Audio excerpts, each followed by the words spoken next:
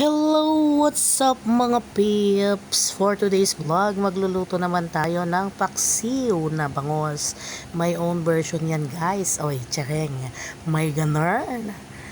So ayun guys, pag nagpapaksiw ako ay hinalo-halo ko na lahat ng mga sangkap. Ayan. Yung mga pechay, luya, paminta, sibuyas, bawang, magic sarap at syempre ang suka. Ganito kasi guys pag ako ay nagluluto ng paksiw. Kahit anong paksiw na isda. Ganyan yung pag ako ay nagluto. So, enjoy! Enjoy sa panonood ng aking mga videos. And syempre guys, palike na din, share and follow my page. Thank you so much!